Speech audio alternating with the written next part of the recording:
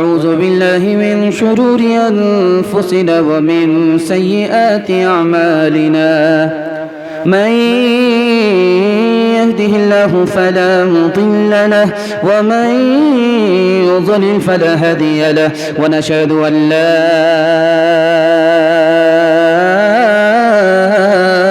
إله إلا الله وحده لا شريك له ونشهد أن سيدنا ونبينا وحبيبنا وشفيعنا وسندنا وإمامنا ومولانا محمدا عبده ورسوله صلى الله عليه وعلى آله وصحبه وبارك وسلم تسليما كثيرا كثيرا. أما بعد فأعوذ بالله من الشيطان الرجيم. بسم الله الرحمن الرحيم. وننزل من القرآن ما هو شفاء ورحمة للمؤمنين. صدق الله مولانا العظيم. وقال النبي صلى الله عليه وسلم تبرك بالقرآن فإنه كلام الله، أو كما قال عليه الصلاة والسلام. سبحان الله وبحمده سبحان الله العظيم وبحمده استغفر الله. صلى الله على سيدنا محمد صلى الله عليه وسلم. اللهم صل على سيدنا محمد يا رب صل عليه وسلم. ना घबरा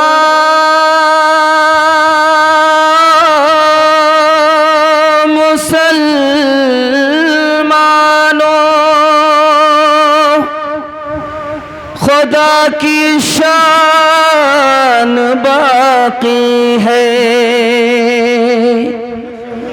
अभी इस्लाम जिंदा है, अभी कुरान बाकी है। या इलाही तो हमें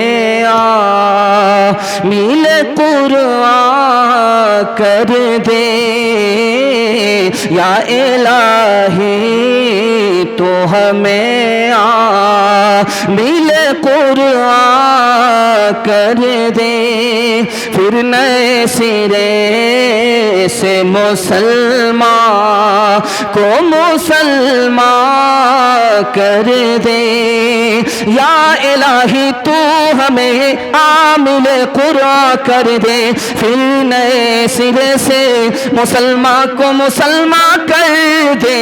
वो पैगंबर जिसे सरताज रसूल कहते हैं, उसकी उम्मत को जरा कुरान कर दे।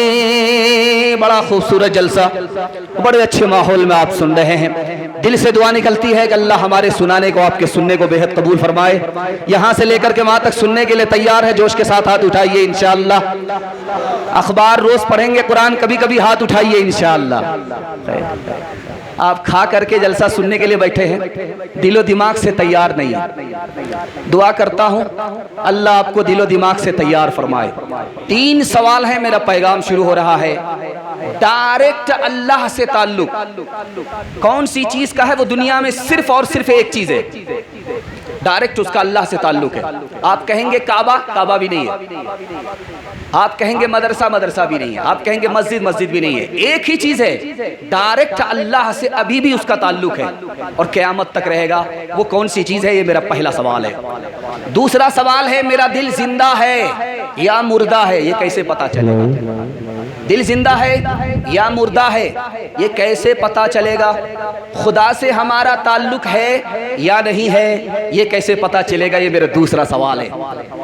हीरे जवाहिरात, सोने चांदी, मकान, दुकान, दुनिया की सबसे बड़ी दौलत क्या है? दुनिया की सबसे बड़ी दौलत क्या है? ये मेरा आखिरी सवाल है। सुनने के लिए तैयार है? जोश के साथ हाथ उठाइए इंशाअल्लाह। अल्लाह सुनने को सुनाने को बेहद कबूल फरमाए। मेरा पहला सवाल था, डायरेक्ट अल्लाह से ताल्लुक दुनिया में एक ही चीज का है, वो है कुरान। क़िबला काबा ये मखलूक है, इसको फ़ना मुक़द्दर है, लेकिन कुरान अल्लाह की सिफत है। जैसे अल्लाह बाकी वैसे कुरान बाकी। डायरेक्ट अगर अल्लाह से किसी चीज़ का ताल्लुक है तो वो सिर्फ और सिर्फ आज कुरान है, कुरान के अलावा कोई चीज़ नहीं।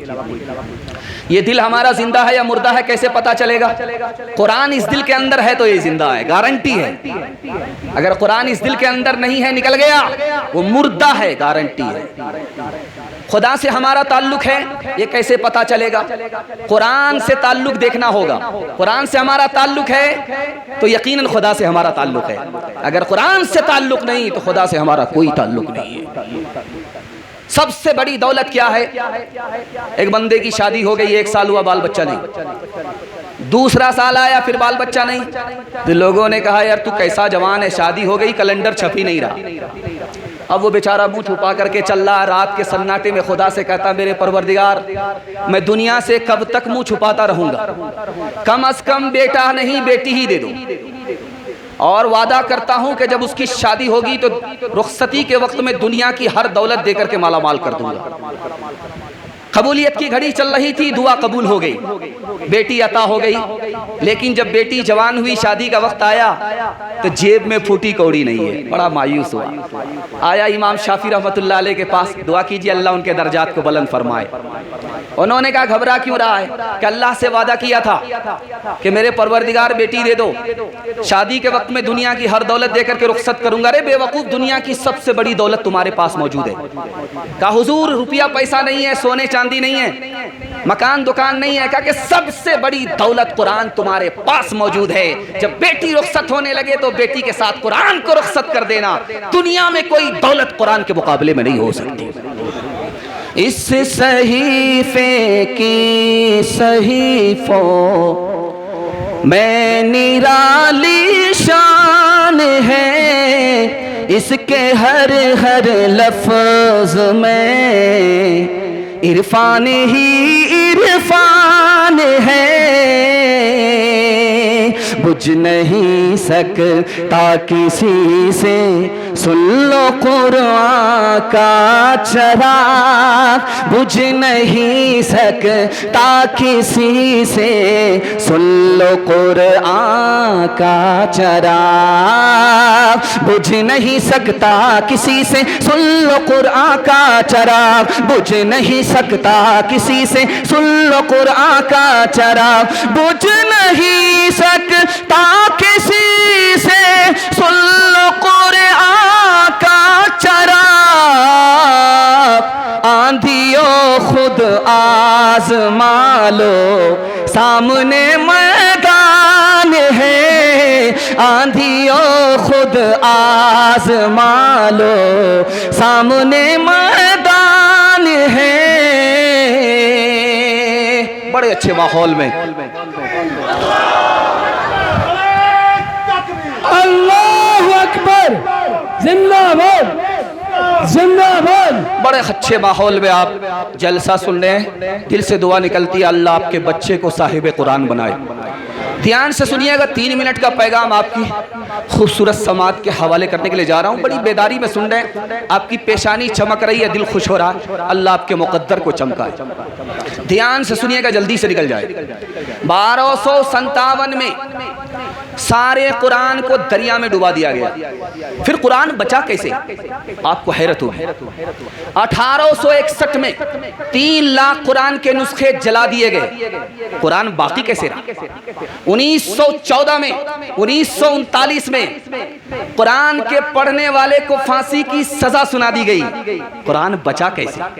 यह हैरत अंगेज मुताला आपकी खिदमत में लेकर के आ रहा हूं। जिस मदरसे के दामन में आप जलसा सुन रहे हैं, इसके एहसान को कभी भूलना नहीं है।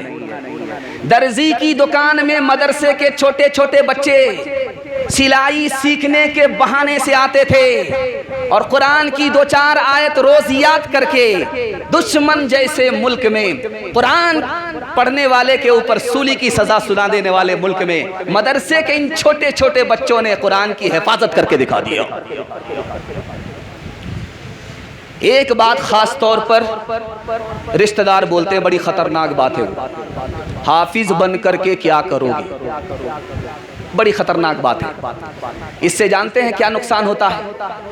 आदमी कुरान और हाफिज कुरान दोनों की शफाअत से महरूम हो जाता है। इतनी खतरनाक बात। हाफिज बन करके क्या करोगे? बड़ा खतरनाक जुमला है। मदरसे का बच्चा मदरसे में पढ़ रहा, स्कूल नहीं जा रहा। मास्टर साहब ने बाप को बुला करके कहा कि तुम्हारा बच्चा 2 साल से स्कूल में नहीं आ रहा, मदरसे में है। कहा कि अभी 15 पारे हुए हैं, 15 पारा बाकी है, मुकम्मल कर लेगा, स्कूल आ जाएगा। वो मुसलमान मास्टर होकर के क्या कह रहा? 2 साल तुम्हारे बच्चे के बर्बाद हो गए 15 पारे के चक्कर में, और मदरसे में 2 साल रखोगे, 15 पारे के लिए रखोगे, 2 साल और बर्बाद हो जाए। कितनी खतरनाक बात है। एक बात सुना रहा हूँ आप, हमारा जो कब्रिस्तान है वो बहुत बड़ा होता है।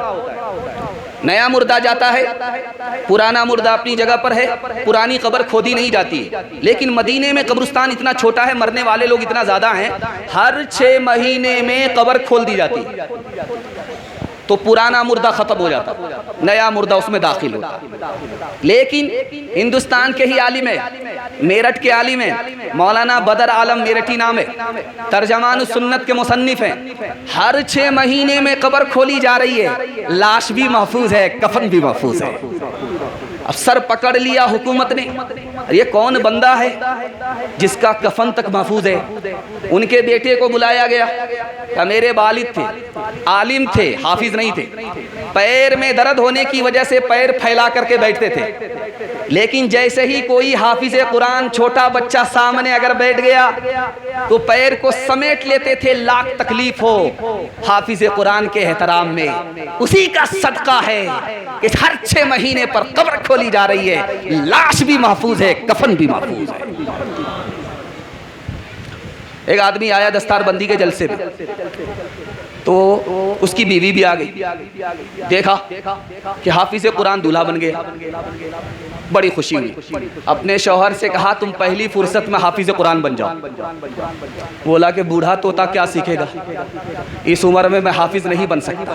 कहा कैसे बनोगे मुझे पता, अगर तुम हाफिज बन गए तो तुम्हें इनाम मिलेगा। कहा क्या इनाम दोगी? कहा तुम अगर हाफिज बन गए तुमको दूसरी शादी की इजाजत दे दो। अब क्या था, रात दिन एक करके 6 महीने में हाफिज कुरान। आपका बच्चा मास्टर भी बनेगा, हाफिज भी बनेगा, रास्ता मैं बताने के लिए जा रहा हूँ। एक ही बच्चा हाफिज भी मास्टर भी दोनों बन जाएगा। कैसे तरीका मैं बताने के लिए जा रहा हूँ। आप लोग कबूल करेंगे? हाथ उठाइए इंशाअल्लाह। 5 साल अपने बच्चे को स्कूल में पढ़ाइए, 5 साल। जब वो 5 साल स्कूल में पढ़ ले, उसको स्कूल से निकालिए, 3 साल के लिए मदरसे में दाखिल कर दीजिए।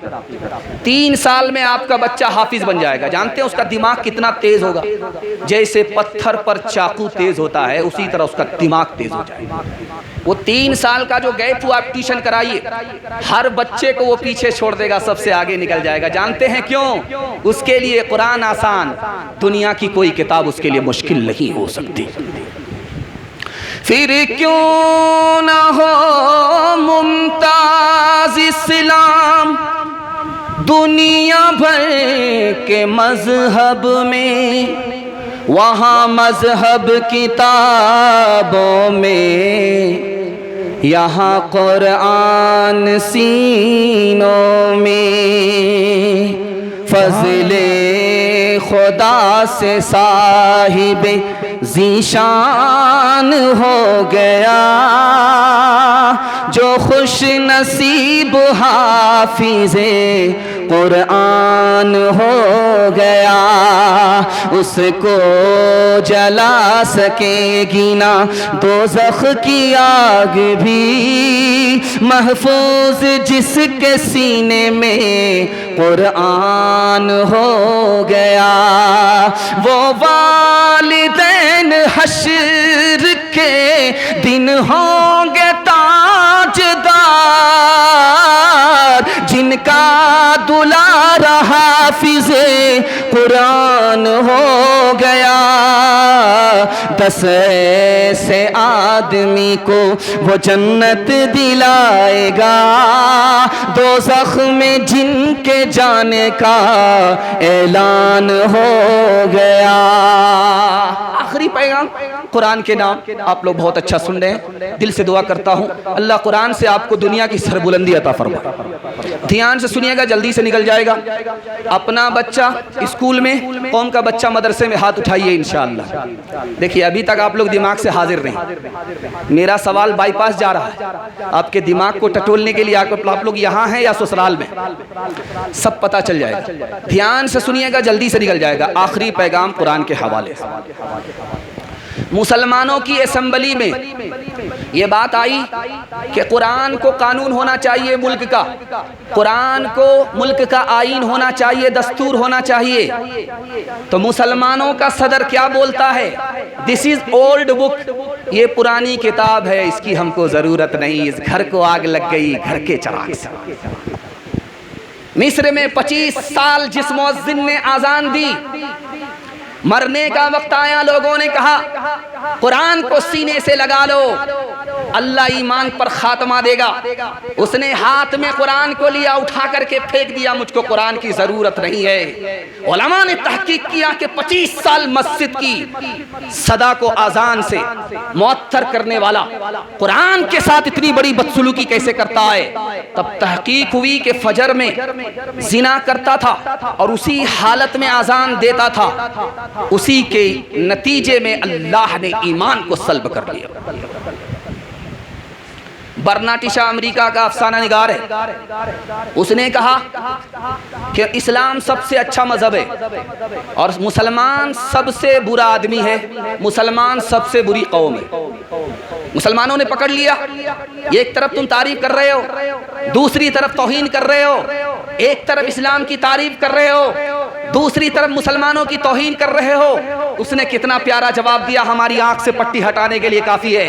कि मैंने इस्लाम को अच्छा मजहब इसलिए कहा कि आसमानी तोहफा कुरान मुसलमानों के पास है, किसी और के पास नहीं है।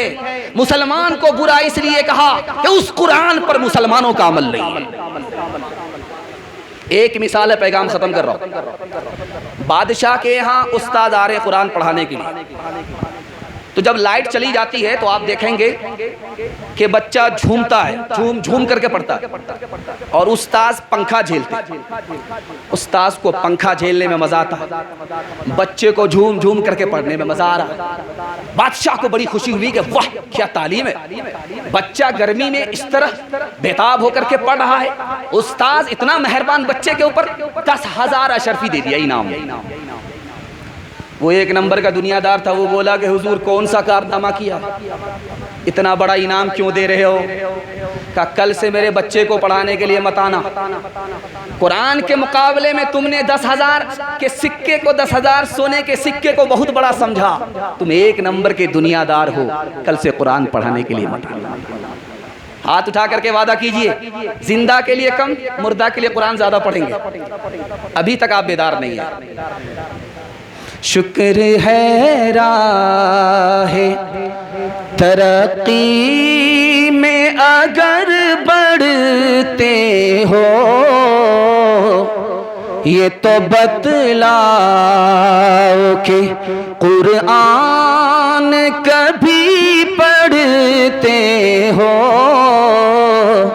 शुर है हो गए दुनिया से मुसलमान आबोद, हम ये कहते हैं कि फिर भी कहीं मुस्लिम मौजूद। वो ज़माने में मुअज़्ज़ज़ थे मुसलमान हो गए, वो ज़माने थे मुसलमान हो गए और हम खार हुए तारीख कुरान हो गए और हम खार हुए। सीरत के हवाले से जलसा अब यहाँ से शुरू हो रहा है। 2-4 पैगाम सीरत के हवाले से आ रहा है, सुनने के लिए तैयार है? हाथ उठाइए इंशाअल्लाह।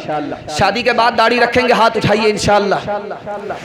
शादी के बाद बीवी दाढ़ी नहीं रखने देगी, पहले ही रख लीजिए, भला होगा।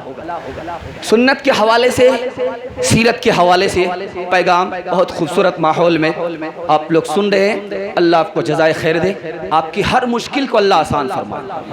ध्यान से सुनिएगा, जल्दी से निकल जाएगा। नबी का कितना बड़ा एहसान। मस्जिद में आए तरावी पढ़ने के लिए, 2-4 दिन आए फिर नहीं आए। लोगों ने कहा कि हुजूर आप तरावी पढ़ने के लिए 2-4 दिन आए, उसके बाद छोड़ दिया। कि मुझे तरावी पसंद है लेकिन मैंने इसलिए छोड़ दिया कहीं मेरी उम्मत पर फर्ज ना हो जाए और मेरी उम्मत गुनहगार ना हो। नबी का एहसान दिखाने के लिए जा रहा। मिसवाक बहुत पसंद है, बहुत ज्यादा मिसवाक करते, लेकिन कभी छोड़ दे रहे। वजह पूछी गई, आपको मिसवाक इतना पसंद, इतनी पसंद मिसवाक, और आप कभी छोड़ देते हैं? का मैं इस ख्याल से छोड़ देता हूं कहीं मेरी उम्मत पर फर्ज ना हो जाए, मेरी उम्मत गुनहगार ना हो जाए। तीसरा नमूना आपकी खिदमत में लेकर के आ रहा हूं। अबू दाऊद में लिखा, नबी सल्लल्लाहु अलैहि वसल्लम सामने हैं, एक औरत से बात हो रही है, 2 सहाबी सामने से गुजर रहे हैं, कभी नबी को देख रहे हैं, कभी आगे को देख रहे हैं। अल्लाह के रसूल ने दोनों को बुलाया, करीब आए तो कहा ये मेरी बीवी है, मैं इसका शौहर हूं, अब तुम्हें जहां जाना है चले जाओ।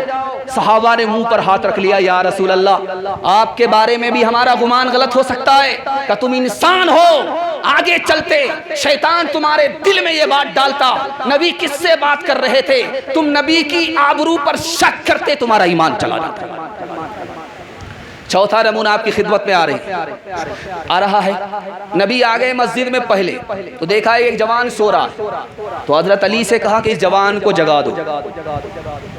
हजरत अली ने कहा, या रसूल अल्लाह हर नेक काम आप पहले करते हैं, दूसरे को मौका नहीं देते, ये क्या बात है कि आप पहले आए और उस सहाबी को आपने जगाया नहीं, मुझसे कहा कि जगा दो। तो कहा कि असल बात यह है कि जब सोता हुआ आदमी जागता है तो बड़बड़ाता है। अगर मैं जगाता मेरा उम्मती था, बड़बड़ाता, मेरी शान में गुस्ताखी हो जाती, ईमान खतरे में पड़ जाता, इसलिए तुमसे कहा कि तुम जगा दो। नमूना ध्यान से सुनिएगा, ये मस्जिद से आजान की सदा लगती है, लेकिन आज तक की तारीख गवाह है कि नबी सल्लल्लाहु अलैहि वसल्लम ने मस्जिद की आजान नहीं दी है। दूसरे से दिलवाई लेकिन आजान नहीं दी। अल्लाह आपके इल्म में इजाफा फरमाए, मेरे मुताला को ताज़ा फरमाए। दूसरे से आजान दिलवाई है, आजान खुद नहीं दिया है। जानते हैं क्यों? इसकी वजह उलमा ने लिखी है। अगर आजान देते, नबी खुद आजान देते तो कहते हय्या अलस सलाह, कहते हय्या अलल फलाह, इसके बाद भी कोई उम्मती नहीं आता तो गुनहगार हो जाता। अपनी उम्मत को गुनहगार होने नहीं दिया, इसलिए दूसरे से आजान दिलवाए। आखिरी नमूने आपकी खिदमत में आ रहा है, ध्यान से इसको सुनिएगा। ये नमाज हम पढ़ते हैं, अल्लाह आपको नमाज की अजमत अता फरमाए, आपके दिल में नमाज का शौक पैदा फरमाए, बड़ी अजमत बैठेगी। ये मुताला आपकी खिदमत तक दिल तक पहुंच रहा है, ध्यान से सुनिएगा। अल्लाह के रसूल को मेराज हुई, जमीन से ऊपर गए, आसमान, आसमान से आसमान, जब आसमान खत्म हो गया तो अर्श पर गए, अर्श के बाद कोई दुनिया नहीं, दुनिया खत्म, खुदा है और नबी हैं। एहसास हुआ, ऐ मेरे मालिक तूने मेरे ऊपर कितना करम किया, इतनी दूर अपने पास बुला लिया, लेकिन मेरी उम्मत तेरे पास कैसे पहुंचेगी। एहसास हुआ अल्लाह के दरबार में अर्श में नबी हैं, एहसास हो रहा है मेरे परवरदिगार तेरा फजल हुआ, मैं पहुंच गया, मेरी उम्मत तेरे पास कैसे पहुंचेगी। अल्लाह ने नमाज का तोहफा दे दिया कि तुम्हारी उम्मत सजदे में होगी, अर्श से करीब हो जाएगी।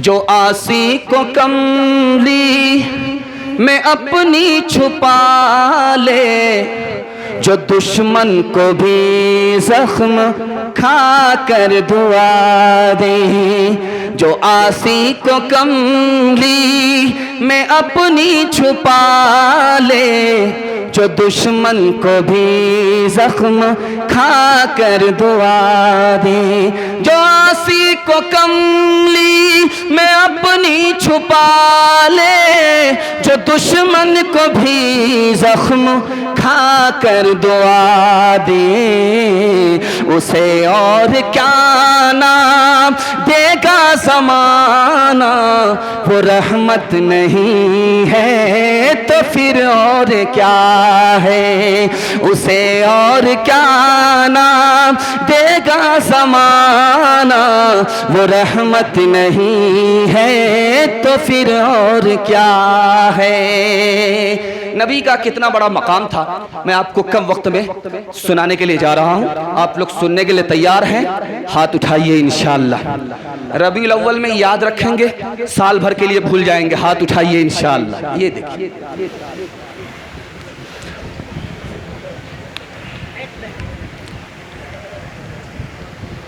ताकत से नारा देना, ताकत से। नारे तकबीर, नारे तकबीर, नारे रिसालत मोहम्मद रसूलुल्लाह, नारे रिसालत मोहम्मद रसूलुल्लाह। इस्लाम, इस्लाम, आलमी इस्लाम, उलमाए देवबंद। अल्लाह आपको नबी की सुन्नत पर जिंदा फरमाए, नबी की सुन्नत से आपको दुनिया की शराफत अल्लाह अता फरमाए। ध्यान से सुनिएगा, जिस साल नबी पैदा हुए उस साल पूरे अरब में बेटी पैदा नहीं हुई, हर औरत को बेटा पैदा हुआ। नबी की आमद है, बेटी किसी घर में नहीं है, हर घर में बेटा पैदा हो रहा है। इसकी वजह लिखी, बेटा पैदा इसलिए किया अल्लाह ने कि बेटी को जिंदा दफन कर दिया जाता था, जिंदा दरगोर कर दिया जाता था, मिट्टी में जिंदा मिला दिया जाता था। अल्लाह को ये गवारा नहीं, जो नबी रहमत बन करके आए वो बेटियों के लिए जहमत बने। हर कोख को अल्लाह ने बेटा अता किया, बेटी अता नहीं किया। दूसरी बात याद रखिए, जब गर्मी ज्यादा होती है तो आंख सुर्ख हो जाती है बच्चों की, इसको फारसी में आशोबे चश्म कहते हैं। तो नबी सल्लल्लाहु अलैहि वसल्लम की भी बचपन में आंख सुर्ख हो गई। दुनिया के डॉक्टर नाकाम हो गए इलाज करने के लिए, किसी के पास इलाज नहीं। दादा अब्दुल मुत्तलिब को किसी ने कहा कि आप अपने पोते को लेकर के फला खानका चले जाइए, ईसाई राहिब को दिखाइए, उसके पास इलाज होगा। उसने जैसे ही हमारे नबी की सूरत को देखा, समझ में आ गया कि इस बच्चे का कयामत तक कोई डॉक्टर इलाज नहीं कर सकता, ये किसी डॉक्टर का मोहताज है ही नहीं। उसने कहा, अरे अब्दुल मुत्तलिब किस बच्चे की बात कर रहे हो? अल्लाह ने इसकी आंख की बीमारी को इसके मुंह में रख दिया है, इनके लुआबे दहन को मुंह से निकालो, आंख में लगाओ, आशोबे चश्म खत्म हो जाएगा। यही वो लुआबे दहन था। अबू बकर को सांप ने काटा, अल्लाह के रसूल ने वहां लगाया, सांप का जहर खत्म हो गया। अली की आंख दुख रही थी, अल्लाह के रसूल ने लगा दिया, आंख सही सालिम हो गई। 3 आदमी के खाने में लुआबे दहन पहुंचा, 300 आदमी के लिए काफी हो गया। एक बात याद रखिए, जो मदरसा है इस मदरसे का नाम है अशरफुल उलूम। तो मैं घबरा रहा था कि पता नहीं जिस आदमी ने वक्फ किया है उसी का नाम अशरफ है, लेकिन दिल खुश हो गया कि वहाँ नीचे लिखा हुआ है मौलाना अशरफ अली थानवी। मेरा दिल खुश हो गया। दुआ कीजिए अल्लाह उनको पूरी मिल्लत की तरफ से जज़ाए खैर दे। हजरत थानवी ने कहा कि मेरा जवाब सुनो, अगर तुमसे कोई पूछे कि जन्नत में क्यों जाना चाहते हो, जन्नत में कोई क्यों जाना चाहता है, अगर कोई पूछे तो जवाब ये दो कि दुनिया में नबी की जियारत नहीं है, जन्नत में नबी का दीदार है, इसलिए जन्नत में जाना चाहिए। एक बात याद रखिए, जन्नत ऐसी चीज है जहां किसी को अफसोस नहीं होगा, लेकिन जन्नत में जन्नती पहुंचेगा मगर उसको अफसोस होगा। वो कौन उम्मती होगा? नबी का, जिसको जन्नत में जाने के बाद भी गम होगा। वो नबी का वो उम्मती होगा जिसको दरूद पढ़ने का मौका मिला लेकिन वो नहीं पढ़ सका, उसको जन्नत में जाने के बाद भी अफसोस होगा। शेखुल हिंद महमूद हसन देवबंदी रहमतुल्लाह अलैह के लिए दुआ कीजिए, अल्लाह उनकी कब्र को नूर से भर दे। अंग्रेजों ने प्लान किया, ये बड़े मियाँ मुल्क को आज़ाद कराने के लिए माल्टा की जेल में इनको अगर जहर खिला करके मारेंगे इल्जाम सरकार के ऊपर आ जाए। इनको किसी तरह मारने की तदबीर करो तो प्लान के मुताबिक ये फैसला हुआ कि नाग सांप लेकर के आओ और जिस कमरे में हजरत लेटे हुए हैं उसी कमरे में उसे छोड़ दो। सांप डस लेगा, लाठी भी बच जाएगी, सांप भी मर जाएगा, इल्जाम सरकार के सर नहीं जाएगा। जिस वक्त सांप को लाया गया और उनके कमरे में छोड़ा गया, उस वक्त वो तहज्जुद में थे। देख लिया कि सांप आ चुका है और सर उठा करके अब डसने वाला है। जोर से पढ़ा ला इलाहा इल्लल्लाह मुहम्मदुर रसूलुल्लाह। वो सांप जो सर उठाए हुआ था वो बैठ गया और जिस जेलर ने भेजा था उसी को डस लिया। आखिरी बात आपको बताने के लिए जा रहा हूं। अल्लाह नबी से हम सबको 100% ताल्लुक नसीब फरमाए। ध्यान से इसको सुनिएगा, जल्दी से ये मुताला मुकम्मल होने जा रहा है। हिजरत का सफर है, अबू बकर साथ है, कभी पीछे चलना है कभी आगे चलना। अल्लाह के रसूल ने पूछा अबू बकर बात क्या है? कभी आगे कभी पीछे, कभी पीछे कभी आगे, आगे से पीछे आगे, पीछे से आगे आगे, बात क्या है? क्या या रसूल अल्लाह, ख्याल होता है कहीं दुश्मन नबी की ताक में बैठा हो और वो तीर का निशाना ले रहा हो तो मैं आगे आ जाता हूं कि अबू बकर का सीना हो, नबी की जान बच जाए, पीछे आ जाता हूं कि नबी अबू बकर की पीठ हो, नबी की जान बच जाए। कहा अबू बकर खुद को मुसीबत में डाल करके नबी को बचाना चाहते हो? कहा या रसूल अल्लाह क्यों नहीं, अगर अबू बकर की जान गई तो तन्हा अबू बकर का नुकसान है, खुदा न खास्ता आपको कुछ हो गया पूरी उम्मत का नुकसान है। रसूलुल्लाह को दुनिया ने माना, ज़बानों पे है अब तक फसाना, नहीं इस्लाम से खाली ज़माना, सुनो अकबर का ये कौमी तराना, शाफ़े महशर दो आलम के सरवर, नारे तकबीर अल्लाह अकबर, नारे तकबीर अल्लाह अकबर, नारे तकबीर अल्लाह अकबर। रिसालत की राहों में मासूम साथी, मोहम्मद का अरमान सिद्दीक अकबर, मोहम्मद तो सुल्तान है अंबिया के, सहाबा के सुल्तान सिद्दीक अकबर, सबसे है बरतर नबी से है कमतर, नारे तकबीर अल्लाह अकबर, नारे तकबीर अल्लाह अकबर, नारे तकबीर अल्लाह अकबर। अल्लाहु अकबर, जिंदाबाद जिंदाबाद जिंदाबाद जिंदाबाद।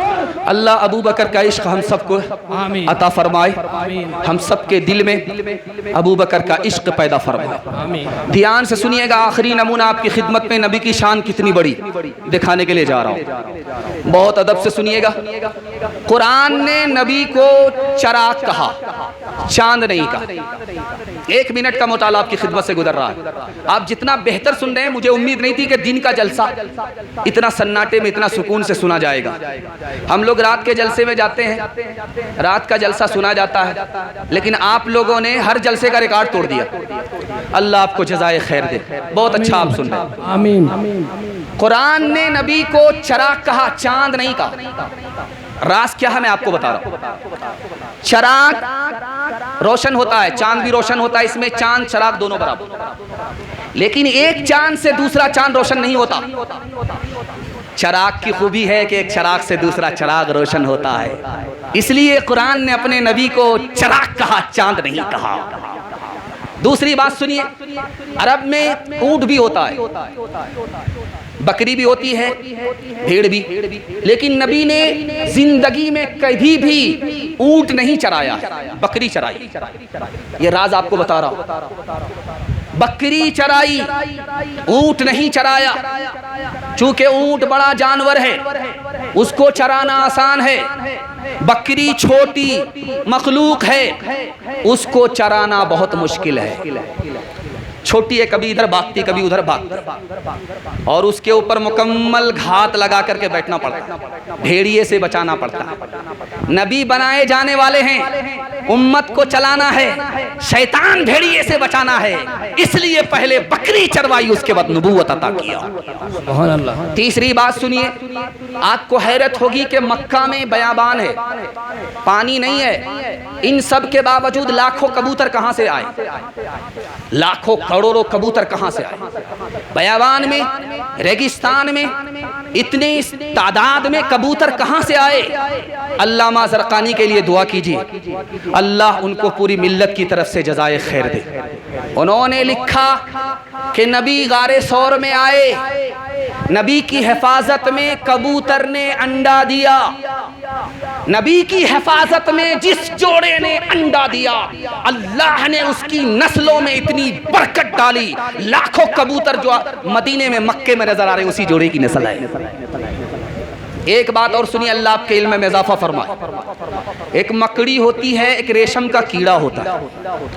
मकड़ी का काम है वो जाला लगाती है घर में, और जब उसकी सफाई होती है तो हम मकड़ी को भगा देते हैं, जान से मारते नहीं, और जाले को साफ कर देते। मकड़ी है, दूसरी तरफ रेशम का कीड़ा है। रेशम तैयार होता है उस कीड़े से, करोड़ों में खरीदा जाता है, लाखों में बिकता है, इतना महंगा कीड़ा होता है। मकड़ी अफजल है या रेशम का कीड़ा अफजल है? मुहद्दिसीन ने लिखा है कि रेशम के कीड़े से अफजल मकड़ी है। नबी गारे सौर में आए, नबी की हिफाजत में मकड़ी ने जाला लगाया, रेशम के कीड़े से बढ़ करके मकड़ी है। एक खास बात, हजरत नानोतवी के लिए आप दुआ, दिल से दुआ कीजिए, अल्लाह उनको जन्नतुल फिरदौस में आला मकाम अता फरमाए। उनसे किसी गैर मुस्लिम ने मजाक से पूछा, आप मदीने की बात करते हो, मदीने से जो हवा हिंदुस्तान आती है वो गर्म होती है, जो हवा हिंदुस्तान से मदीना जाती है वो ठंडी होती है। अब बताओ मदीने से तुम्हारा ताल्लुक कैसा होना चाहिए? हजरत ने समझ लिया, ये एतराज कर रहा है, कितना प्यारा जवाब दिया। अल्लाह हजरत नानोतवी को पूरी मिल्लत की तरफ से जज़ाए खैर दे। उन्होंने कहा कि हिंदुस्तान से जो हवा मदीना जाती है वो ठंडी इसलिए होती है कि वो इस ख्याल से गुजरती है कि नबी को देखने जा रही, नबी के शहर जा रही, मारे खुशी के सर से लेकर के पैर तक ठंडी हो जाए, इसलिए हिंदुस्तान से जाने वाली हवा मदीना जाती है, ठंडी होती है। लेकिन जो हवा मदीना से हिंदुस्तान आती है वो गर्म इसलिए होती, उसको गम होता है, नबी से जुदा हो रही, नबी के शहर से जुदा हो रही, गम में वो गर्म हो जाती है, ये खुशी में ठंडी हो जाती है।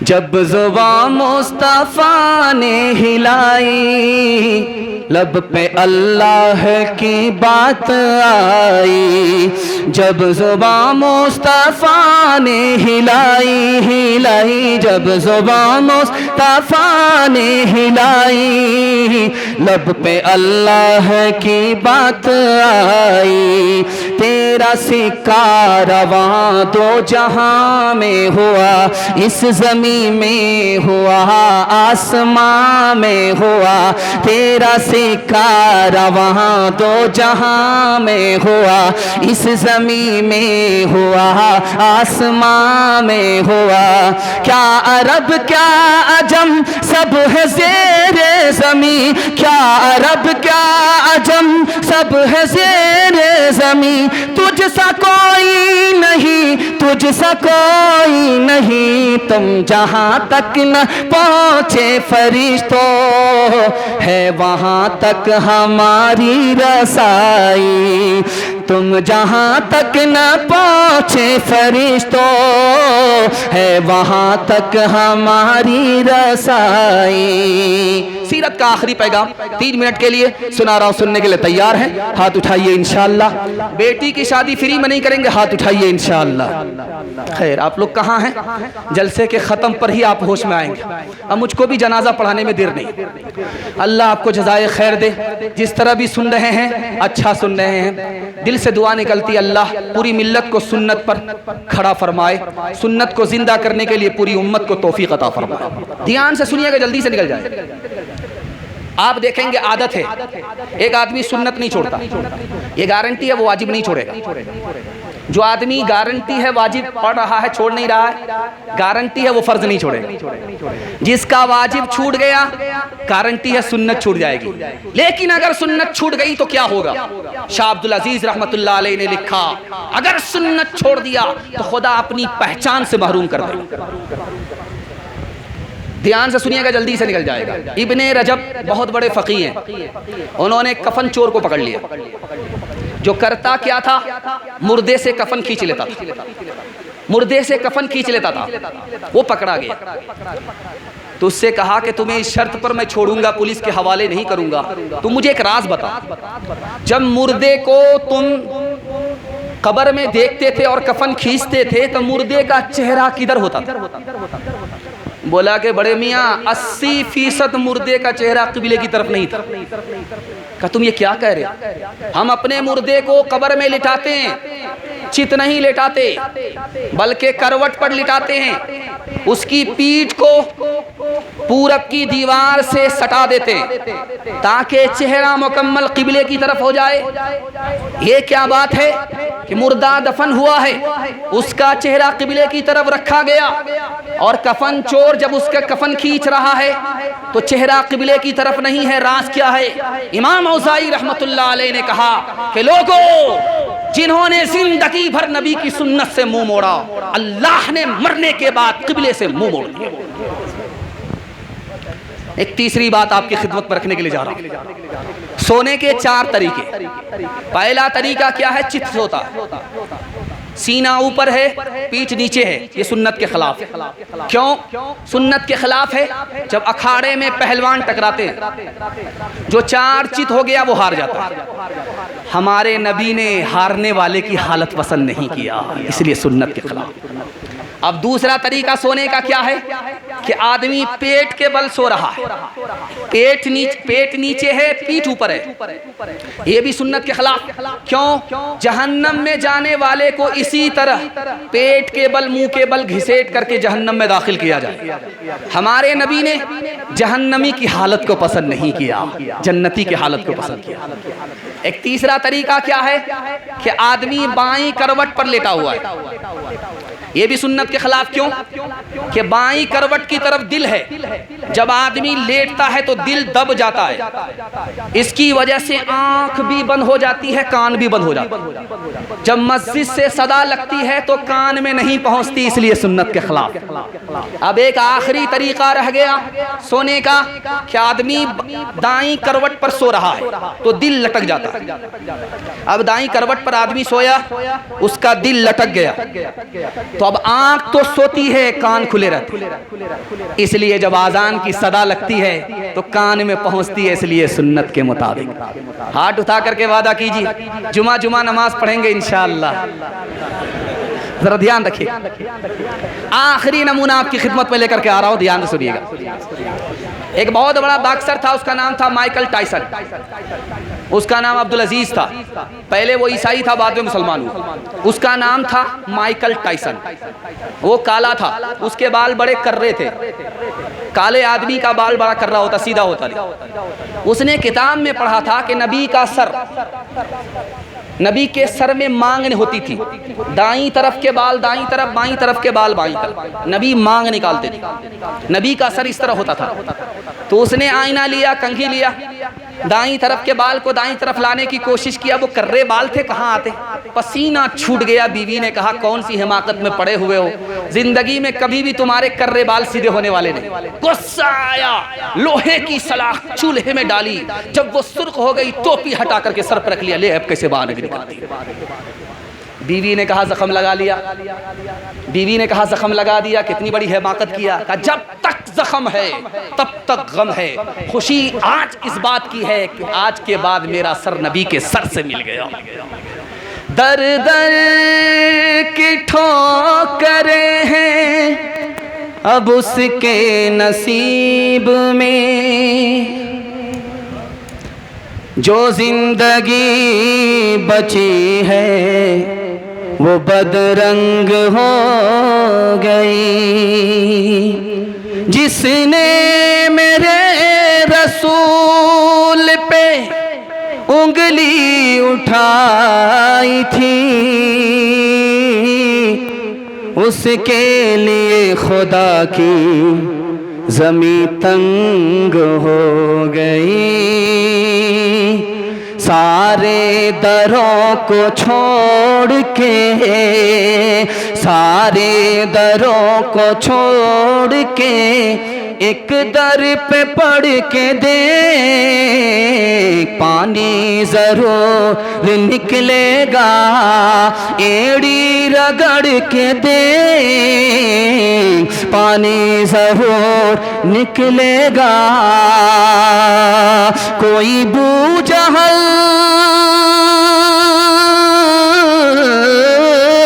कोई बूजहल मिटाना पाएगा तुझे। पागल मेरे रसूल का दामन पकड़ के दे, पागल मेरे रसूल का दामन पकड़ के दे। सीरत के हवाले से पैगाम मुकम्मल हो गया। आधा जलसा मेरे हिस्से का मुकम्मल हो गया, आधा बाकी है। सो करके सुनेंगे, हाथ उठाइए इंशाअल्लाह। सो करके सुनेंगे, आग बन डब्बा गायब हो जाए। जरा ध्यान से सुनिएगा, जल्दी से निकल जाएगा। बड़ा खूबसूरत पैगाम खुदा की मेहरबानी के हवाले से सुनाने के लिए जा रहा हूँ। 3 मिनट में निकल जाएगा। बहुत अच्छा आप सुन रहे हैं, अल्लाह आपको जज़ाए खैर दे। ये छोटे छोटे बच्चे आपके साथ जलसा सुन रहे हैं।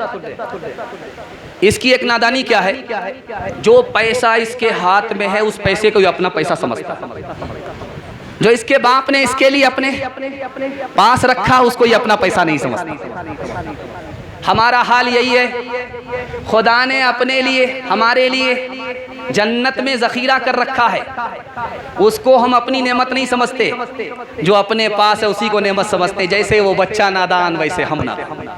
दूसरी मिसाल सुनिएगा, बच्चा चाकू पकड़ना चाहता है, बाप उससे छीनता है। बच्चा चाकू पकड़ना चाह रहा है, माँ उससे छीनती है। बच्चे को जोश आता है, माँ के मुंह पर तमाचा खींच देता है, लेकिन माँ उसको चूम लेती है कि नादान है। अल्लाह ने हमारे लिए कुछ चीज़ को हलाल किया, कुछ चीज़ को हराम किया। हम नादान हैं, हमें समझ ही में नहीं आ रहा कि हलाल हमारे लिए नुकसानदेह है, इसलिए अल्लाह ने हराम किया। तीसरे नमूने को बहुत ध्यान से सुनिएगा। माँ बच्चे को नहाती है और जिस माँ का बच्चा काला होता है उसको ज़्यादा साबुन लगाती है, 72 मरतबा साबुन लगाती है, किसी तरह कालिया गोरा हो जाए।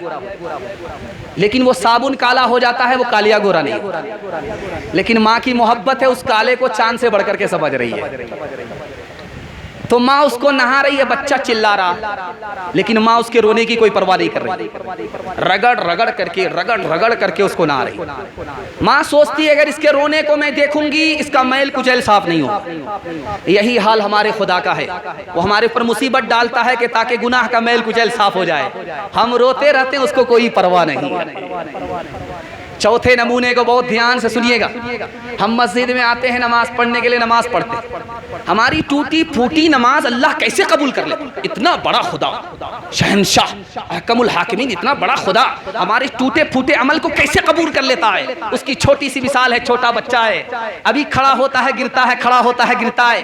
बाप दूर से उसको टॉफी दिखा रहा, बेटा और आगे आ जा, बेटा और आगे आ जा, बेटा और आगे आ जा। बच्चा गिरता है संभलता है, गिरता है संभलता है। जब वो उठ नहीं सकता तो बाप दौड़ करके उसे उठा लेता है। ठीक अल्लाह अपने बंदे से इसी तरह मोहब्बत करता है। बंदा जब अपनी पूरी ताकत झोंक देता तो अल्लाह अपने फजल से कबूल फरमा लेता। बच्चे की दो खूबी बड़ी अजीब है, अगर हमारे अंदर आ जाए तो अल्लाह सच्ची बंदगी हम सबको अता फरमाए। बच्चे की आदत होती है हर जगह माँ को पुकारता है। माँ वहाँ नहीं है फिर भी माँ को पुकारता है। और हमारा खुदा हर जगह है, हम उसको नहीं पुकारते। ध्यान से सुनिएगा एक और खूबी बच्चे की। बच्चे को माँ मारती है, उसी से लिपट जाता है। अगर कोई मुसीबत आए हम खुदा से लिपटने वाले बन जाएं तो हमसे बड़ा महबूब कोई बंदा हो नहीं सकता। इमाम हुसैन का ज़माना अभी गुजरा है। इमाम हुसैन ने अपने वालिद हज़रत अली से पूछा कि अब्बा मुझसे मोहब्बत है, कहाँ है? क्या मेरी माँ से मोहब्बत है, कहाँ है? क्या मेरे नाना से मोहब्बत है, कहाँ है? क्या मेरे भाई से मोहब्बत है, कहाँ है? तो इमाम हुसैन ने अपने वालिद अली से कहा कि आप अब्बा जान, आपका दिल है या डब्बा है? हम तो समझ रहे थे कि सिर्फ खुदा ही से मोहब्बत है। आखिरी मिसाल आपकी खिदमत में लेकर के आ रहा हूँ। यूसुफ अलैहिस्सलाम से किसी ने कहा कि मुझे आपसे मोहब्बत है, कहा मुझे भूल से मुझसे मोहब्बत मत करना, मोहब्बत करना है तो अल्लाह से करना। मेरी फूफी ने मुझसे मोहब्बत किया, मैं मुसीबत में गिरफ्तार हुआ, चोरी का इल्जाम लगा। मेरे बाप ने मुझसे मोहब्बत किया, मेरे ऊपर दूसरी मुसीबत आई, कुएं में डाला गया, गुलाम बना करके बेच दिया गया। जुलेखा ने मुझसे मोहब्बत किया, तीसरी मुसीबत में गिरफ्तार हूं, जेल काट रहा। खुदा के वास्ते मुझसे मोहब्बत मत करना, मोहब्बत करने वाली जात खुदा की है। हाथ उठा करके वादा कीजिए, रमजान में नमाज के लिए बेदार होंगे। हाथ उठाइए इंशाअल्लाह। तू ही मरज दे, तू ही दवा दे, तू ही दवा दारू में शिफा दे, तू ही डुबोए, तू ही तेराए, तू ही बेड़े पार लगाए, तू ही दिलों में आग लगाए, तू ही दिलों की लगी बुझाए। चुमकारे चुमकार के मारे, मारे मार के फिर चुमकारे, प्यार का तेरे पूछना क्या है, मार में भी एक तेरी मजा है। पैगाम बड़ी तेजी से गुजर रहा है, आप मोहब्बत से सुन रहे हैं। अल्लाह इस मोहब्बत को सलामत रखे।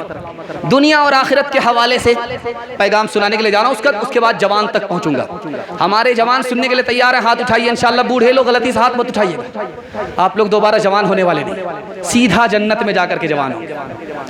ध्यान से सुनिएगा, जल्दी से निकल जाएगा।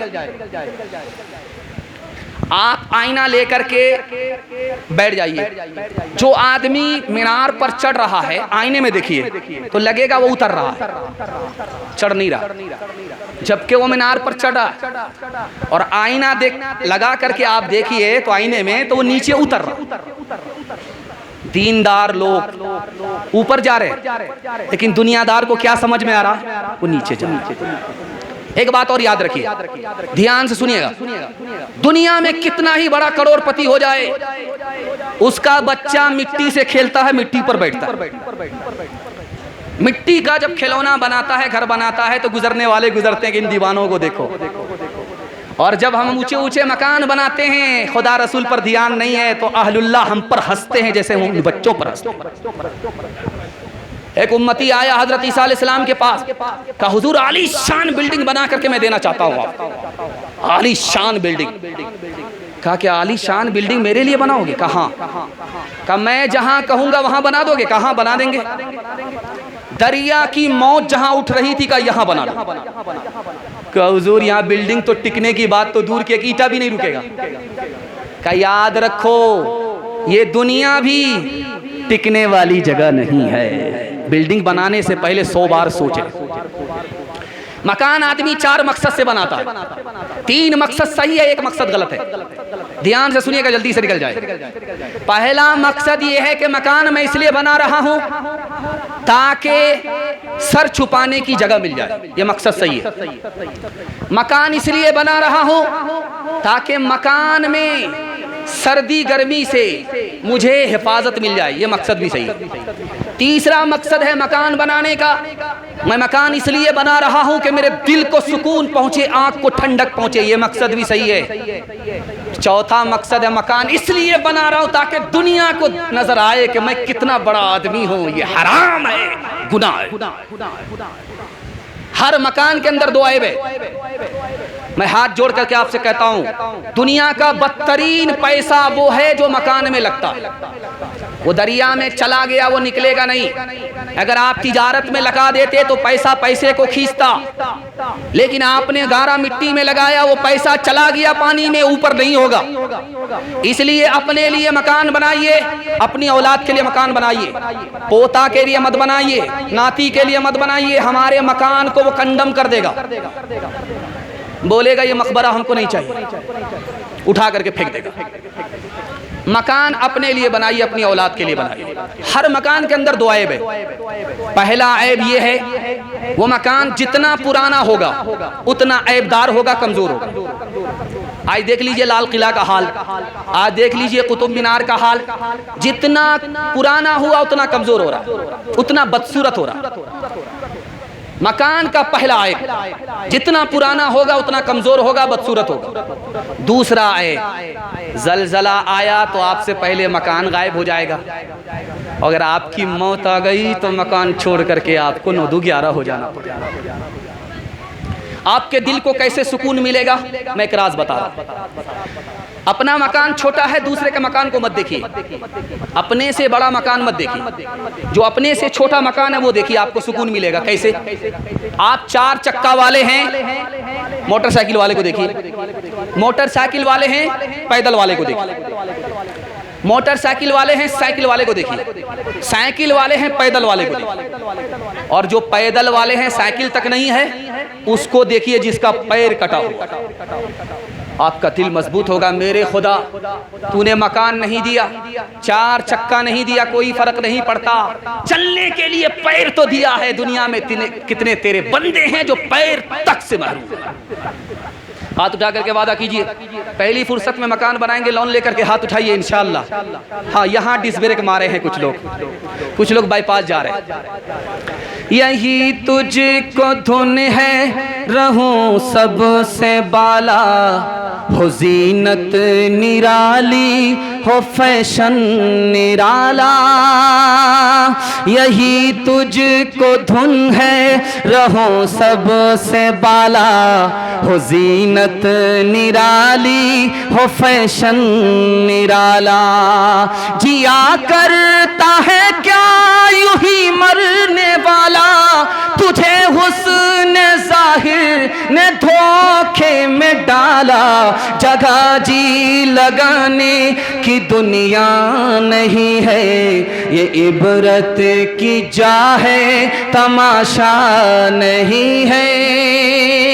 मिले खाक में अहले शां कैसे कैसे, हुए नामवर बेनिशां कैसे कैसे। मकी हो गए ला मका कैसे कैसे, जमी खा गई नो जवा कैसे कैसे। जगह जी लगाने की दुनिया नहीं है, ये इबरत की जा है, तमाशा नहीं है। पैगाम खत्म हो गया और आपको मैं 1 साल में 10 साल के बराबर तरक्की का राज बताने के लिए जा रहा हूँ। सुनने के लिए तैयार है? हाथ उठाइए, घबराने की बात नहीं, 7 गलती माफ है। ध्यान से सुनिएगा, जल्दी से निकल जाएगा। 1 साल में आपको 10 साल के बराबर तरक्की होगी, गारंटी है। तजर्बा करके आप देख लीजिए। सिर्फ आपको 2 काम करना है, हलाल कमाना है, हिसाब से खर्च करना है। ये इतना बड़ा फार्मूला है, आपको करोड़पति बना देगा, अरबपति बना देगा, मुकद्दर का सिकंदर बना देगा। दुनिया पीछे होगी, दुनिया आपको पीछे नहीं कर सकती। आपने सुना होगा मक्का में जब मुसलमान नहीं थे वो नंगा तवाफ करते थे।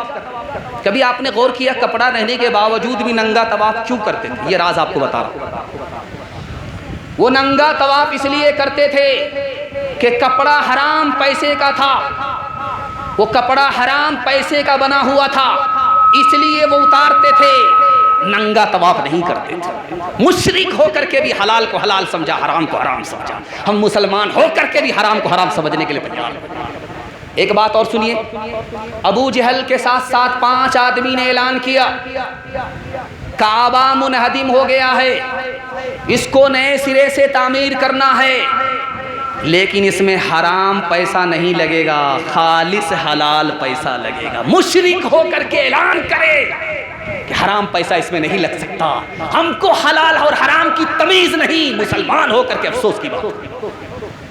दुबई का आपने नाम सुना है, फिनांस पर गाड़ी मिलती है, 8 लाख गाड़ी छोड़ करके, कार छोड़ करके लोग भाग गए।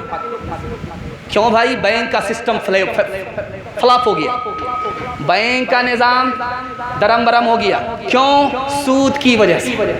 सूद का गिरना मुकद्दर है, सूद को जलील होना मुकद्दर है। सूद का निज़ाम फेल हो गया, 8 लाख कार लोग छोड़ करके भाग गए।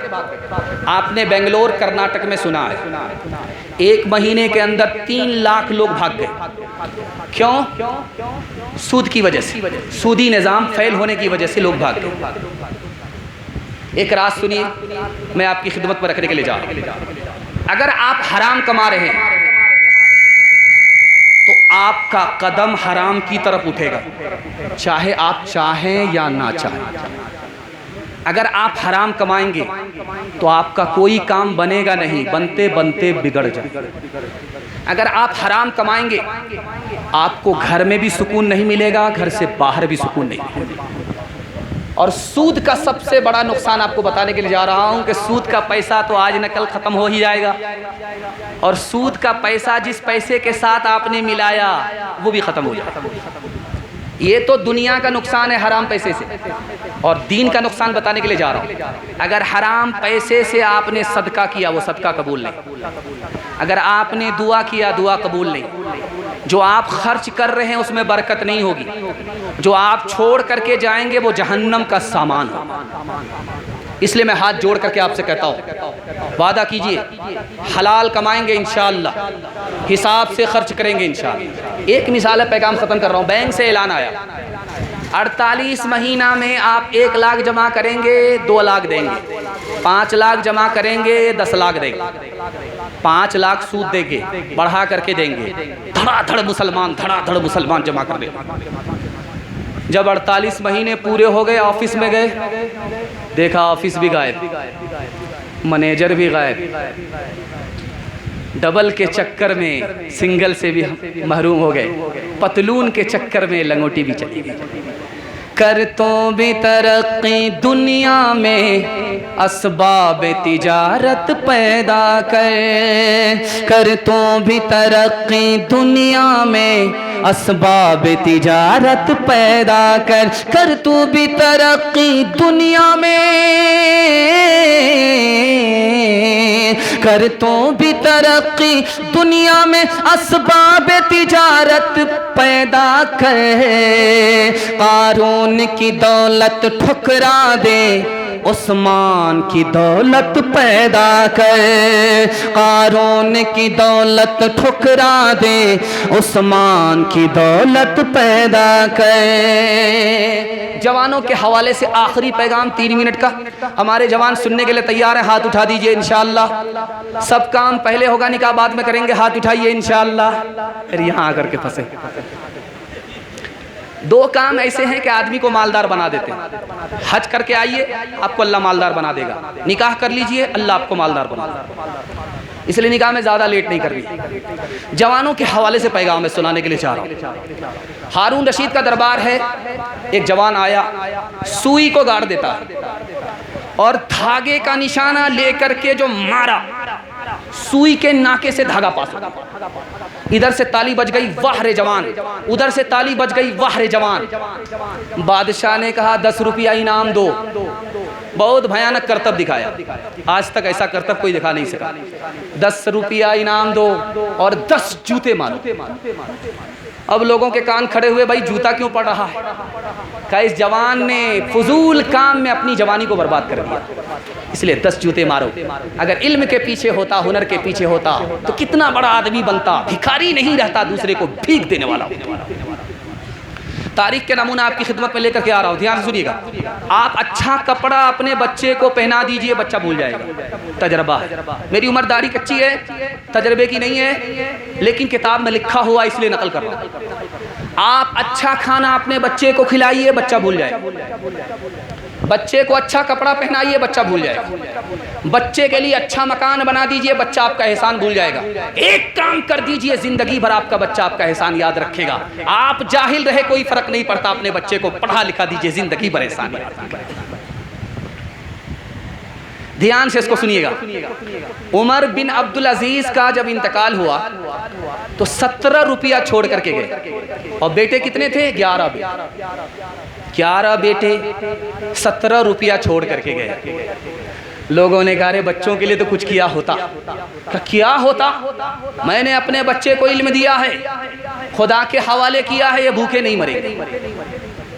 इंतकाल हो गया, इधर इंतकाल हुआ, उधर 11 के 11 बेटे गवर्नर बना दिए गए। इल्म की दौलत ने जिल्लत के गड्ढे से निकाला, इज्जत की चोटी पर पहुंचा दिया। और दूसरी तरफ सुनाने के लिए जा रहा, एक दुनिया का बादशाह है, उसका नाम है अब्दुल मलिक इब्न मरवान। उसने अपने बेटों को बुलाया, कहा तुम्हारे लिए इतनी दौलत जमा करके जा रहा हूं कि 17 नस्ल बैठ करके खाओगे, खत्म नहीं। मिस्र की मस्जिद के पास एक जवान भीख का कटोरा लेकर के भीख मांग रहा है कि लोगों, मेरे दादा अब्दुल मलिक ने इस मस्जिद को बनवाया, मैं उसी का पोता हूँ, मैं भिखारी हूँ, मेरे हालात अच्छे नहीं है, भीख देते हुए जाओ। माल छोड़ करके जाने वाला अपने खानदान को कंगाल देख रहा है, इल्म दे करके जाने वाला अपने खानदान को माला माल देख रहा है। एक आखिरी बात आपके सामने रखने के लिए जा रहा हूँ। अखलाक जिसके पास जितना अच्छा होगा वो इस दुनिया में भी खूब तरक्की करेगा, ये गारंटी। सर सैयद अहमद खान, दुआ कीजिए अल्लाह उनकी कब्र को नूर से भर दे। अलीगढ़ यूनिवर्सिटी को उन्होंने 1875 में बनाया, पूरी मिल्लत को सरमाया देकर गए। कितने अजीम इंसान थे, दिखाने के लिए जा रहे। एक जवान आया, कहा हुजूर मैं नमाज ऑफिस में पढ़ता हूँ, लोग मुझको पढ़ने नहीं देते। कहा ये जवान, तुम्हारा अखलाक ठीक नहीं है, इसलिए तुमको लोग नमाज पढ़ने के लिए नहीं दे रहे हैं। जिस दिन तुम्हारा अखलाक अच्छा हो गया, लोग तुम्हारे लिए मुसल्ला बिछाएंगे और नमाज पढ़ने के लिए कहेंगे। मौलाना अली मियां नदवी रहमतुल्लाह अलैह ने डॉक्टर अंबेडकर को इस्लाम की दावत पेश किया। उन्होंने किस बुनियाद पर रद्द कर दिया, मैं आपको सुनाने के लिए जा रहा हूँ। कहा मौलाना, आप तो कह रहे इस्लाम कबूल करने के लिए, मैं इस्लाम कबूल कर लेता, लेकिन आपकी कौम मुझको मुसलमान नजर ही नहीं आती, इसलिए इस्लाम कबूल नहीं करता। तीसरा नमूना आपकी खिदमत में लेकर के आ रहा हूँ। आपके घर में अंडा होगा, अंडा, कच्चा अंडा, उस कच्चे अंडे को तोड़ दीजिए आप और शराब की बोतल में आप डाल दीजिए। ये शराब है, इसकी बोतल में डाल दीजिए, शराब के गिलास में डालिए कच्चा अंडा। वो अंडा इस तरह टाइट हो जाएगा जैसे उबला हुआ अंडा। अब गौर कीजिए कि शराब का कितना बड़ा तमाशा होता है, अंदड़ी को किस तरह टाइट कर देती है शराब। और आपके यहाँ मुर्गे की बोटी है, एक बोटी को पानी की बोतल में डालिए, 3 दिन के लिए छोड़ दीजिए, और एक बोतल है शराब की, उसमें गोश्त की बोटी को 3 दिन के लिए छोड़ दीजिए। तो जिस बोटी को आपने पानी की बोतल में डाला है, 3 दिन के बाद देखिए वो उसी हाल में रहेगा, उसका रंग नहीं बदलेगा। और जिस बोटी को आपने शराब की बोतल में डाली है, वो चर्बी की तरह पीली पड़ गई। एक साहबी आए कि या रसूल अल्लाह, मैं शराब पीना चाहता हूँ। अरे क्या बोल रहे हो, शराब पीना? कहा हुजूर मैं शौक से नहीं पीना चाहता, डॉक्टर ने बताया है कि साल में 1 मरतबा शराब पी लोगे तो इलाज हो जाए। अल्लाह के रसूल ने कहा तुम्हारा डॉक्टर गलत बोल रहा है, शराब बीमारी है, इससे बीमारी तो बढ़ेगी, इलाज नहीं होगा। आखिरी बात बताने के लिए जा रहा हूँ, बहुत ध्यान से इसको सुनिएगा। अल्लाह के रसूल की अदालत है, मुस्नद अहमद में लिखा है, एक जवान आया कहा या रसूल अल्लाह, मैं कलमा पढ़ करके मुसलमान होना चाहता हूँ। अल्लाह के रसूल ने कहा मुबारक हो। कहा लेकिन मेरी एक शर्त है। कहा क्या शर्त है? कहा मैं जिना करने का आदी हूँ, कलमा पढ़ने के बाद जिना करने का लाइसेंस दोगे तो मैं कलमा पढ़ूंगा, वरना नहीं पढ़ूंगा। अल्लाह के रसूल हकीम थे, हिकमत से बात किया। कहा ए जवान, तू शौक से कलमा पढ़ ले, मैं तुमको जिना की इजाजत देता हूँ। सहाबा सर पकड़ करके बैठ गए, मामला क्या है? जब जवान ने कलमा पढ़ लिया तो अल्लाह के रसूल ने कहा ए जवान, 4 औरत को छोड़ करके जिससे चाहो मुकाला करो, मेरी तरफ से इजाजत है। वो किसी की बेटी ना हो, वो किसी की माँ ना हो, वो किसी की बहन ना हो, वो किसी की बीवी ना हो। या रसूल अल्लाह इजाज़त दे रहे हो या जाल में फंसा रहे हो? इसके बाद तो कोई औरत ही नहीं बचती है। कहा ए जवान गौर करो, तुम्हारी माँ के साथ कोई मुँह काला करे उसको दुनिया में नहीं रहने दोगे, तुम्हारी बेटी के साथ कोई मुँह काला करे उसको फांसी पर चढ़ा दोगे, तुम्हारी बीवी और बहन के साथ कोई ऐसा करे उसको दुनिया में नहीं रहने दोगे। लेकिन याद रखो, 100 बार याद रखो, तुम जिसके साथ जिना कर रहे हो वो भी किसी की माँ है, वो भी किसी की बेटी है, वो भी किसी की बीवी है, वो भी किसी की बहन। हिरकल बादशाह, आखिरी नमूना 1 मिनट का सुना रहा हूँ, पैगाम को ख़त्म कर रहा हूँ, जवानों के हवाले से पैगाम। मैं अपने जवानों के लिए दुआ करता हूँ, अल्लाह दीन की सरबुलंदी, आखिरत की सरफराजी अता फरमाए। ध्यान से इसको सुनिएगा। हिरकल बादशाह 3 लाख फौज के लिए खड़ा हुआ, मुसलमानों से लड़ने के लिए 30,000 से हार गए। अपने लोगों को बुला करके कहता है, मुसलमान भी इंसान, तुम भी इंसान, तुम्हारी तादाद ज़्यादा, उनकी तादाद कम, फिर तुम शिकस्त खा गए, वो तुमको शिकस्त दे गए, राज क्या? का हुजूर, मुसलमानों के अंदर 2 खूबी है कि वो रात में मुसल्ले में होता है और सुबह को घोड़े की पीठ पर होता है, और हम इसलिए हार गए, हम शराब पीते हैं, हम जिना करते हैं, और मुसलमान शराब को भी हराम समझता है, जिना को भी हराम समझता है। कयामत तक तुम उनको शिकस्त नहीं दे सकते। असलाफ का नाम याद रहेगा, काम को नहीं भूलेंगे, हाथ उठाइए इंशाअल्लाह। कभी ए नौजवान मुस्लिम तदब्बुर भी किया तूने, वो क्या गर्दों था जिसका तो एक टूटा हुआ तारा, तुम्हें उस कौम ने पाला है आगोशे मोहब्बत में, कुचल डाला था जिसने पाँव में ताजे सरे दारा, सबक पढ़ फिर सदाकत का, अदालत का, शुजाअत का, लिया जाएगा तुझसे काम दुनिया की इमामत का। मुसलमानों संभल जाओ, मुसीबत आने वाली है, तेरी बर्बादियों के मशवरे हैं आसमानों में, न समझोगे तो मिट जाओगे हिंदुस्तान वालों, तुम्हारी दास्तां तक भी न होगी दास्तानों में। मुसलमानों संभल जाओ, संभल जाने का वक्त आया, बहुत सोए हो तुम अब होश में आने का वक्त आया, जला डाली थी तुमने कश्तियाँ उंदुलूस के साहिल पर, मुसलमान फिर तेरी तारीख दोहराने का वक्त आया, जहाँ से 313 चले थे तुम मुसलमानों, उन्हीं माजी की राहों पर पलट जाने का वक्त आया। पैगाम खत्म हो गया। आखिरी पैगाम बच्चियों के हवाले से, यहाँ चूँकि बनात मदरसा भी चलता है, इसके हवाले से आखिरी पैगाम देकर के मैं अपनी जगह लेता हूँ। 3 मिनट के लिए सुनने के लिए तैयार है? हाथ उठाइए इंशाअल्लाह। बेटा को स्कूल के झूले में झुलाएंगे और बेटी को चूल्हे पर बिठाएंगे, हाथ उठाइए इंशाअल्लाह। खैर, ज़रा ध्यान रखिएगा, आखिरी पैगाम आपकी खिदमत आ रहा है और बड़ी बेदारी के साथ आप सुन रहे हैं। अल्लाह आपको जज़ाए खैर दे, आपकी बेटी को अल्लाह फातिमा और आयशा का नमूना बनाए। दिल से दुआ है। आखिरी पैगाम 3 मिनट का मैं ख़त्म करने के लिए जा रहा हूँ। अगर आप अपनी बच्ची को नहीं पढ़ाएंगे, आपकी बच्ची इंसान भी नहीं होगी, आपकी बच्ची मुसलमान भी नहीं। अगर आप बच्ची को नहीं पढ़ाएंगे, खुदा की शान में गुस्ताखी करेगी, नबी की शान में गुस्ताखी करेगी, इस्लाम का दामन हाथ में नहीं रहेगा। बिल्कुल आईने की तरह सुर्खियां सामने रखने के लिए जा रहा हूँ। 3 मिनट में अपने पैगाम को मुकम्मल कर रहा हूँ। एक औरत की शादी हो गई, ससुराल आई, नमाज पढ़ रही है, शौहर नमाज नहीं पढ़ रहा। क्या कहता, वाह रे शान अल्लाह तेरी, ऐसी पारसा की शादी ऐसे बेनमाजी से तूने कर दिया।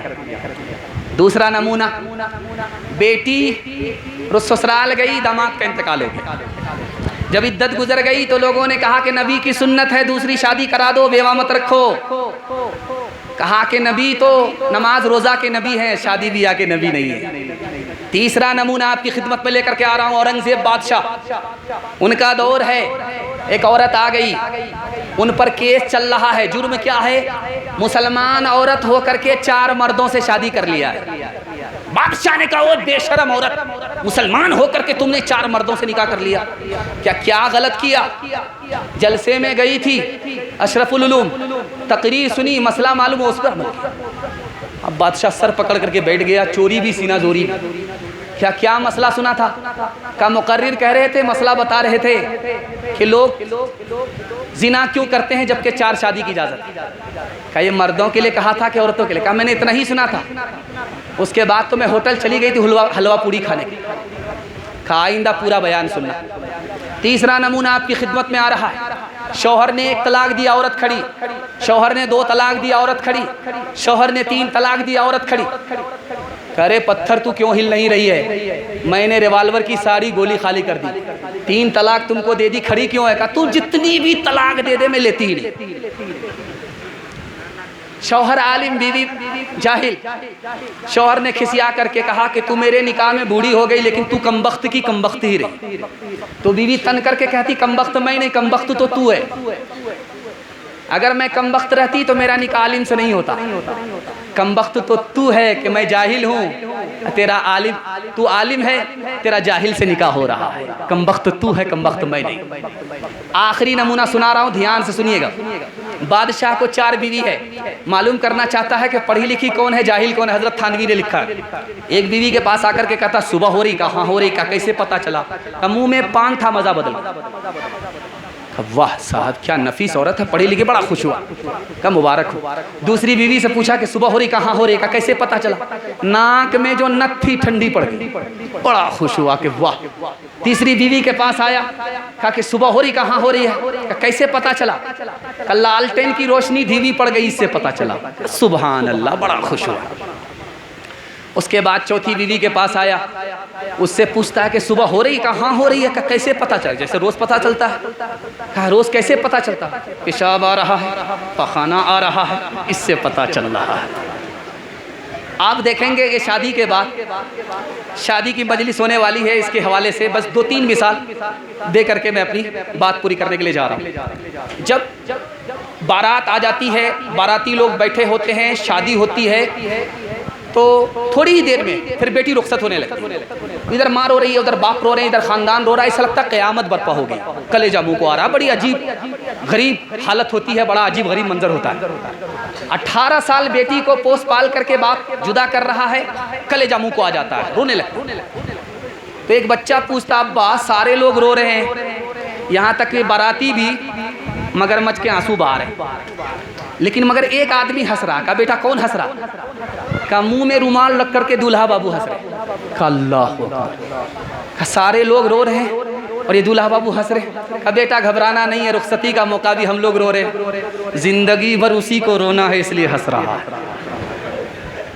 बेटी रुखसत होकर के जब आती है पहली बार, मैके आती है ससुराल से, पहली बार आती है, ससुराल गई और पहली बार आती है, तो मोहल्ले भर की सारी औरत घेर लेती है। पूछती है बेटी ससुराल कैसी थी? तो लड़की कहती सुभान अल्लाह। शौहर कैसे थे? माशाअल्लाह। ससुर कैसे? तो अल्हम्दुलिल्लाह। अब एक औरत झट से आगे पढ़ करके पूछती है बेटी सास कैसी थी? कहती अस्तगफिरुल्लाह, ला हौला वला कुव्वता इल्ला इन्ना लिल्लाह, जल्ले तू जलाल तू, इस बला को टाल। माँ तो माँ होती है। उसने कहा कि बेटी तुम्हारे जवाब से मुझे समझ में आ गया कि तुझे ससुराल पसंद है, शौहर पसंद है, ससुर पसंद है, लेकिन सास पसंद नहीं। लेकिन मेरे सवाल का जवाब दो बेटी, पहली मर्तबा जो मैके से ससुराल गई थी कौन लेकर के गई? का सास आई थी। 100 लड़की में मुझको पसंद किया और बेटे से शादी कराया, बहू बना करके मैके से ससुराल ले गई। कहा बेटी ये सास का ही एहसान है, इतनी अच्छी ससुराल मिल गई। ये सास का ही एहसान है, इतने अच्छे शौहर मिल गए। ये सास का ही एहसान है, इतने अच्छे ससुर मिल गए। बेटी सास मुसीबत नहीं होती, बला नहीं होती, कभी माँ होती है, कभी माँ के बराबर होती है।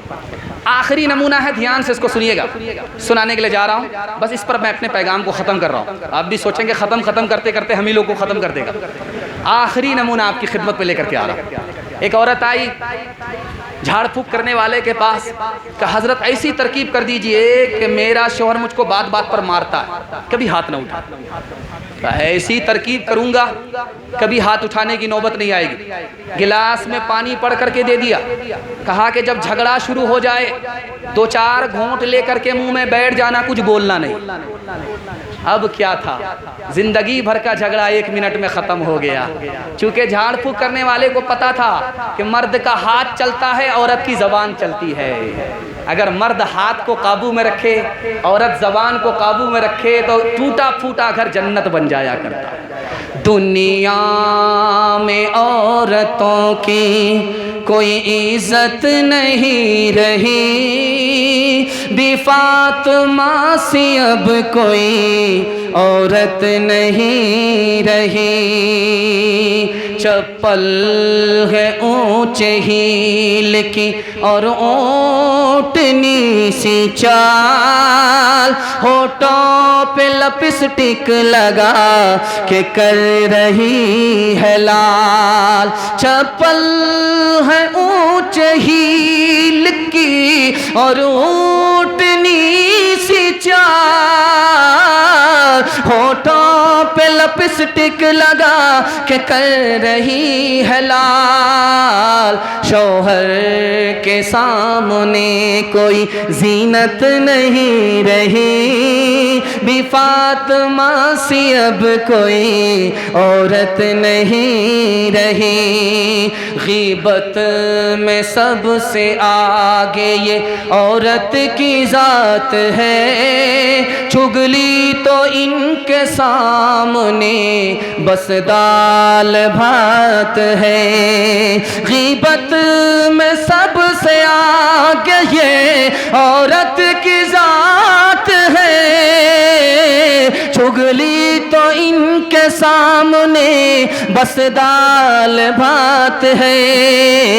सीने में इनके दीन की अजमत नहीं रही, बेफातिमा सी अब कोई औरत नहीं रही। मेरे हिस्से का जलसा मुकम्मल हो गया। आपसे वादा लेना चाहता हूँ, ज़िंदगी भर के लिए जलसा कामयाब हो जाएगा। 3 काम पर खड़े हो जाइए ज़िंदगी भर के लिए, ज़िंदगी भर के लिए जलसा कामयाब होगा। अल्लाह की इबादत करेंगे इंशाअल्लाह, रसूलुल्लाह की इताअत करेंगे इंशाअल्लाह, मखलूक की खिदमत करेंगे इंशाअल्लाह। और तजर्बा है बड़े आलिम का, आप 3 काम छोड़ दीजिए, आपके घर में कभी मुसीबत नहीं आए, गारंटी है। मुसीबत 3 वजह से आती है। गुनाह करेंगे मुसीबत आएगी, बार बार आएगी, गले लग जाएगी, छोड़ेगी नहीं। हराम कमाएंगे मुसीबत आएगी, बार बार आएगी, लाख कोशिश कीजिए ख़त्म नहीं होगी। और गलत माहौल में रहेंगे मुसीबत आएगी। आप 3 चीज़ को छोड़ दीजिए, मैं गारंटी लेता हूँ आपको कभी मुसीबत नहीं आएगी इंशाअल्लाह। गलत नहीं कमाएंगे, गुनाह नहीं करेंगे, गलत माहौल में नहीं जाएंगे, न किताबों से नवाज़ों से नज़र से पैदा, दीन होता है बुज़ुर्गों की नज़र से पैदा। नहीं सीखा इन्होंने दीन रहकर शेख के घर में, पले कॉलेज के चक्कर में, मरे साहब के दफ्तर में थे, केक के चक्कर में तो रोटी भी गई, बड़ी शे की ताक में थे तो छोटी भी गई, न मानी बात वाइस की, थे पतलून के चक्कर में तो लगोटी भी गई। वाखिरु दावाना अनिल हम्दुलिल्लाह।